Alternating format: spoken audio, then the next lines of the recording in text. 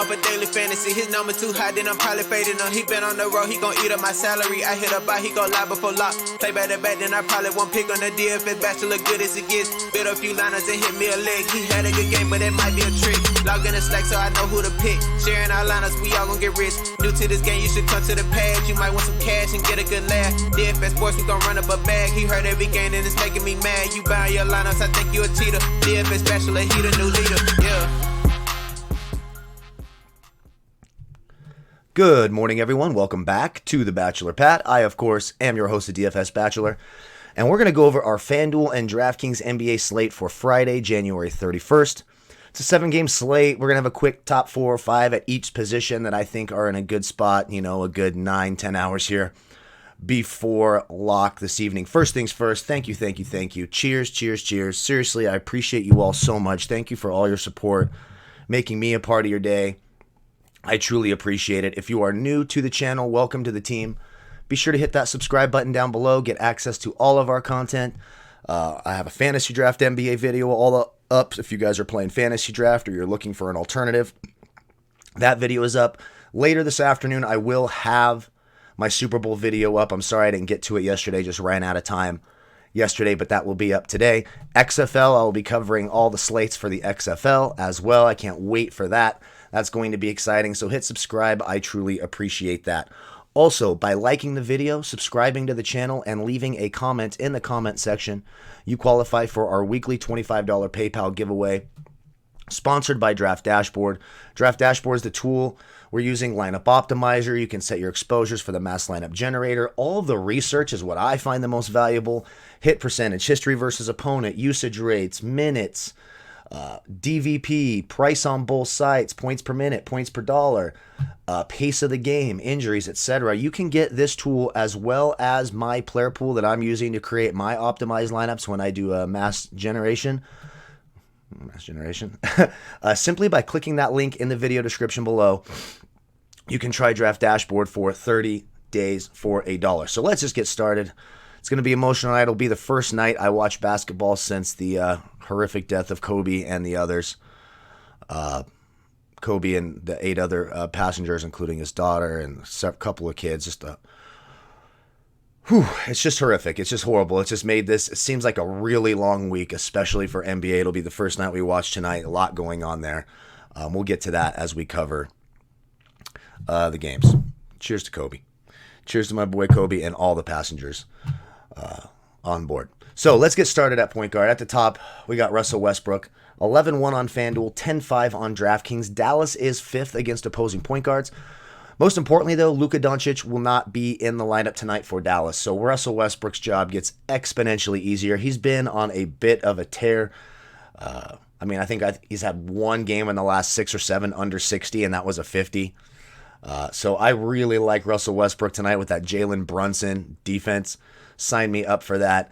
In his last 4 games against Dallas, his last 3 is 69, a 58, and a 41. I think Russell Westbrook's in a great spot tonight. Right below that, is there anyone who's been more red hot than Damian Lillard? Damian Lillard has absolutely been on fire. He's 10-1 on Fanduel, 9-9 on Draftkings. The Lakers are 14th against opposing point guards. He has nothing less than a 45 in his last 5 against the Lakers, including 3 games in the 50s. His last 4 games overall, an 85, 64, 79, and a 60. Absolutely red hot. Now, that atmosphere in LA is going to be very emotional. I think you see a very inspired Lakers team. So it could make things tough for Dame, but, Kobe meant something to everybody. Just look at this game. I'm sure, I don't know all the intricate details, but I'm sure that Damian Lillard, looked up to Kobe and probably had a good relationship with Kobe. We know Trevor Ariza for Portland was a former teammate. LeBron, of course, who we'll get to. Carmelo Anthony, LeBron's friend, who's, all of this, there's going to be a lot of emotion there. So for me, it can go one of 2 ways. The overwhelming emotion makes this a bit of an ugly game, possibly a slower game. But I really expect a highly motivated LeBron. I expect players to want to honor Kobe with great games tonight. So it's going to be interesting to watch. Damian Lillard, though, I think is in a great spot tonight. It's just if they can handle all that emotion and that atmosphere that is going to be in LA tonight. It's a different kind of atmosphere than you will normally see at an NBA game, of course. Next, Ja Morant. Now, I haven't liked playing Ja Morant much this year, but paced up game against New Orleans. Both these teams play at a fast pace. His price is finally starting to come down. He is one of the few players who's more generously priced on DraftKings than Fanduel. That has not been happening a lot lately, as we all know. Ja Morant 7-4 on Fanduel, 6-9 on DraftKings. New Orleans 27th against opposing point guards. He put up a 34 his last time out, his first time out against New Orleans. 3 straight games in the 40s. I love that 6-9 price in a paced up game at maybe the second time all year, except, the late slates where there's 2 or 3 games. Of course, I've had him in those when he's a part of that or an express. But like in terms of a main slate, first or second time, I think second time I played Ja Morant all year. Next, Eric Bledsoe. Really important to keep an eye on the health situation of Giannis. Again, you can follow me on Twitter at DFS Bachelor. As soon as I know, it'll be up in the Twitter sphere. Now, that doesn't mean that's always necessarily helpful. I mean, we got that window licker Kawhi Leonard last night. Apparently, he got to the court and then realized it was macrame night with mommy, and ended up being held out because of the back. None of us knew. Nobody knew. We had the Devontae Graham, Charlotte. I mean, the NBA can be a fickle bitch, and these teams can be really, really annoying. We are going to start getting to, especially after the All-Star break, where teams who are already out of it, etc., start doing crazy shit, and players are going to rest a lot. It's going to be a roller coaster down the stretch of the NBA season. This year has been more unpredictable than years past by a mile. And I expect that to only get worse. So keep an eye out for Giannis. If Giannis is out, Bledsoe's in a great spot. Now, Denver's 12th against point guards. They are a good defensive backcourt, no doubt. But look what Eric Bledsoe's done against Denver in his last 5 games. 61, 55, 50, 37, 42. He's 6-1 on FanDuel, 7-1 on DraftKings, especially if Giannis is out. Love me some Eric Bledsoe at home against Denver. Net for some value, Reggie Jackson. Real quick, I would be remiss if I didn't touch on Ricky Rubio. Title of the sex tape. Now, he's really fucking burned me. The last couple of times I played him, I think he's this 14 and this 15. He's back from that little injury that held him out. He played 26 minutes the first game back. The bottom line is he has 45-point upside. He's 5-5 on FanDuel and 5-9 on DraftKings. Oklahoma City 18th against opposing point guards. His last 3 games against Oklahoma City, 46, 30, and a 41. Ricky Rubio, you got to consider Ricky Rubio at that price. You just have to.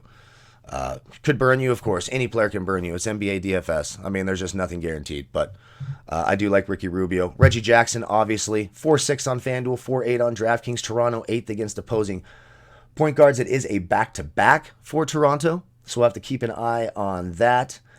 Marc Gasol could return. If Marc Gasol's out, it makes the entire defensive situation for Toronto easier to deal with. Marc Gasol is a tremendous interior defender. But Reggie Jackson, you see, played 26 minutes the last game, put up a 35. His last time out against Toronto, he put up a 31. He's still too cheap. I like Reggie Jackson. And, of course, with Luka Doncic out, most likely you'll see Jalen Brunson in the starting role. Now, there's certainly a chance it could be Delon Wright, but I just don't think so. Typically, they go with Jalen Brunson when Luka's out. He's 3-6 on FanDuel, 3-8 on DraftKings. Houston 17th against opposing point guards. He does have some success when he's gotten minutes against Houston, a 26 and a 27 in 2 of his last 4. And he's going to get the minutes. He's got 30-point upside down here for some value. Could be pretty chalky, but I do like some... It's funny just getting old how your brain just completely shuts down. Jalen Brunson tonight. Keep an eye on J.J. Barea, too. Could be an interesting tournament guy for Dallas. Let's go to shooting guards.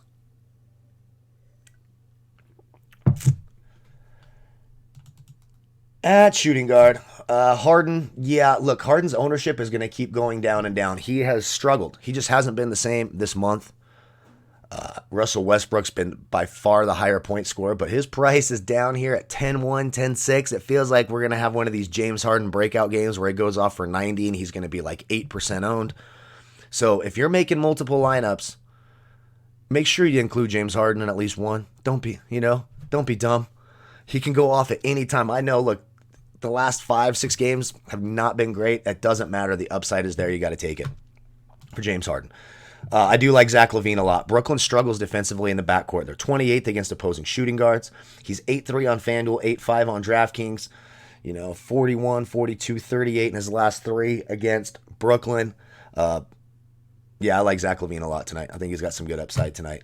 Chris Middleton, obviously, we saw what he just did the other night. Now, I'm usually weary Like when a player goes off for a career high, he scored 51 points the other night, put up 70 Fanduel points, 70 some, almost 80 draft. I think it was 79 DraftKings points. Denver is third against opposing shooting guards, but like we talked about, if Giannis is out, the offense runs through Chris Middleton. That's their, even when teams they pack the paint. You saw this in the postseason last year, and Giannis still wasn't quite the jump shooter he even is this year. The offense went through Chris Middleton and so with Giannis out, the usage rate, look at the usage rate, went from 17% to 37%. So if Giannis is out, fire up Chris Middleton.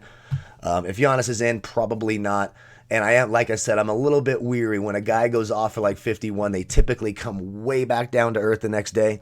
So it is kind of something to think about. Like if I'm making 50 lineups, 100 lineups, and Giannis is in, I have very little of him, maybe 3 or maybe 5%. If he's out, maybe somewhere in that 15. I'll probably be under than everyone else on Middleton.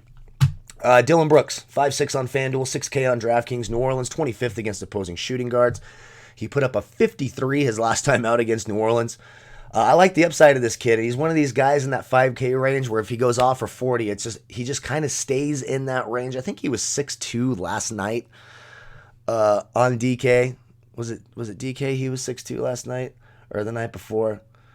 Man, I'm getting old, losing my mind. But I like Dylan Brooks a lot. Bad New Orleans defense. Both these teams play at a fast pace. Could sign me up for that. For some value, DeLon Wright. We talked about no Luka being there. Should mean extra minutes for DeLon Wright. He was a popular play the other night and bombed. That's because Dallas as a team bombed. They got absolutely embarrassed. So I think you see those minutes go back up closer to the 30-minute mark, not the 15-minute mark. Plus, he'll have lower ownership because he fucking screwed over a ton of people. 4-2 on FanDuel, 5K on DraftKings gives me a lot of pause, but that price on FanDuel, which has been the case for the last several weeks, is right. 3 straight games of 20 against Houston. He's got DeLon Wright when he was with Toronto got me a 65. Some of you may remember that was about 3 years ago, 3 years ago, 3 seasons ago for sure. He got a 60 off the bench. I happened to play him that night. It was pretty awesome. It won me a lot of money that night. Let's move on to small forwards.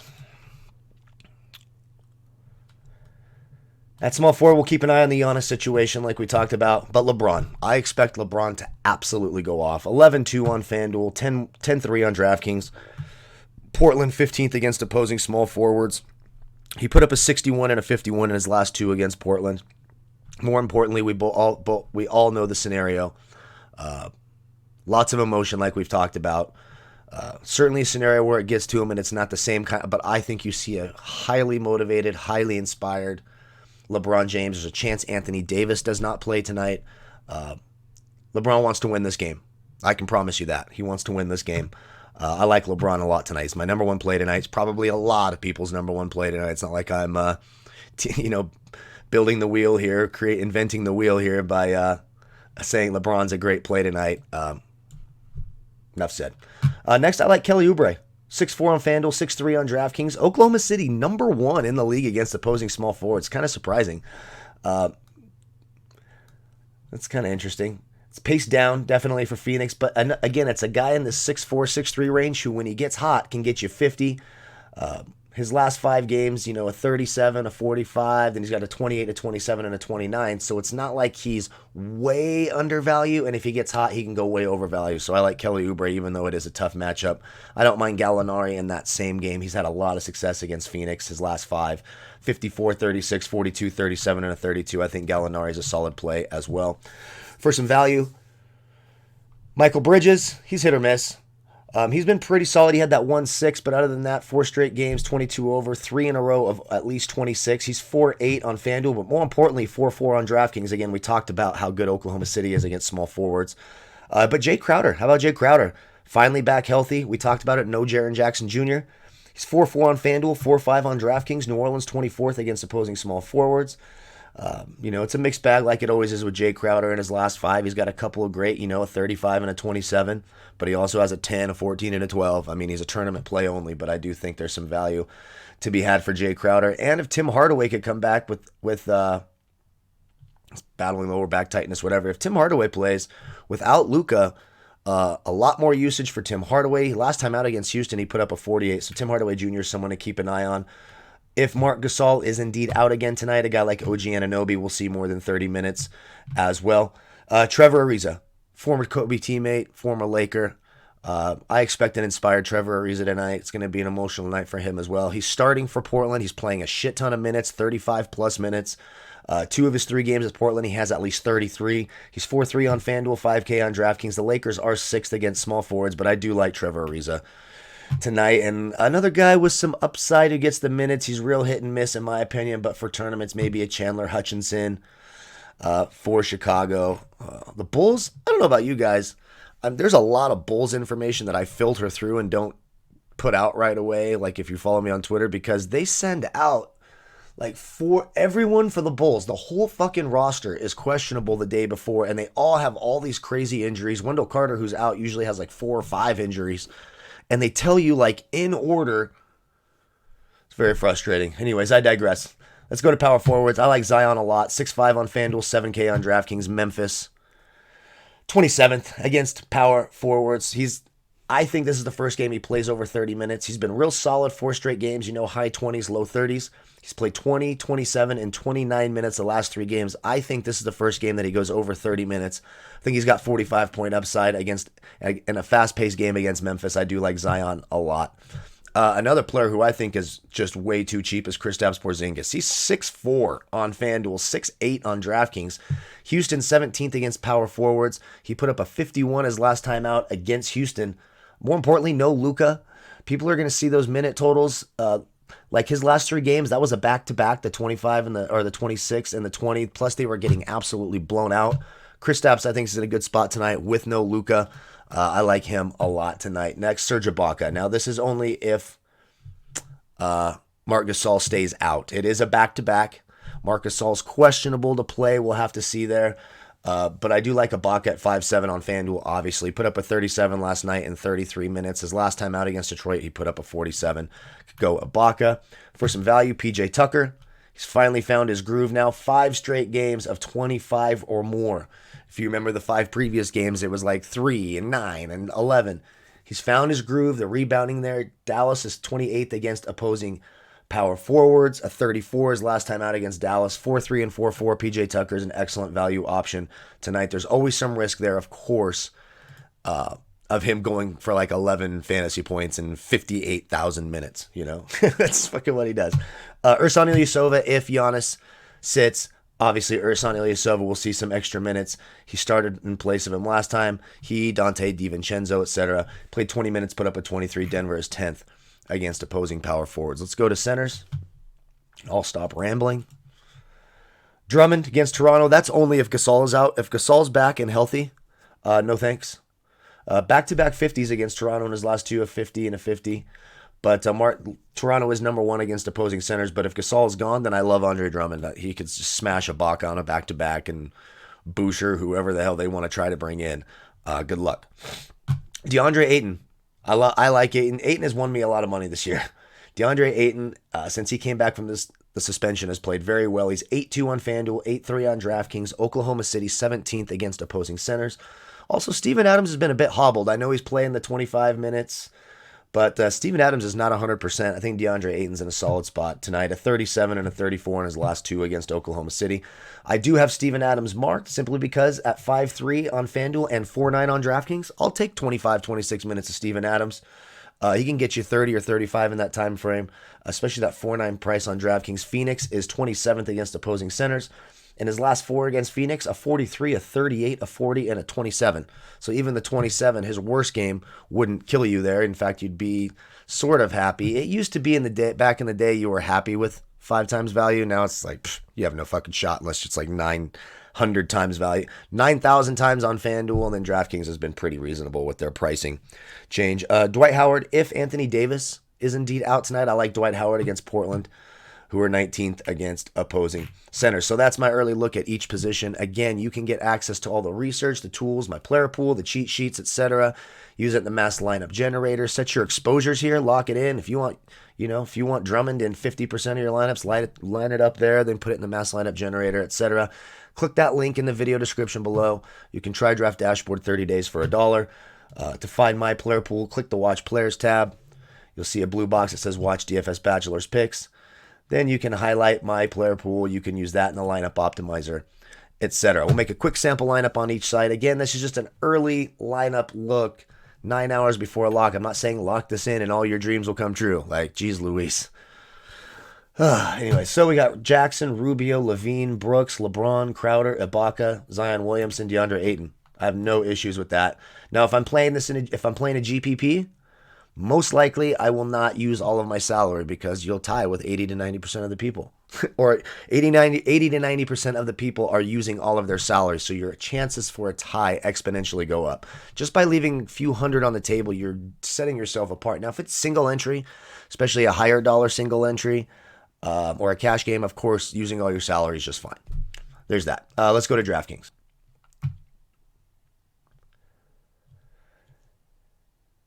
So, on DK, give us Reggie Jackson, Jalen Brunson, Danilo Gallinari, Porzingis, Ibaka, James Harden, Jay Crowder, Ricky Rubio. Well, Ibaka's 7K over here, so probably not. I can find other ways to go. I like that Steven Adams price. Like, I can go to Zion here.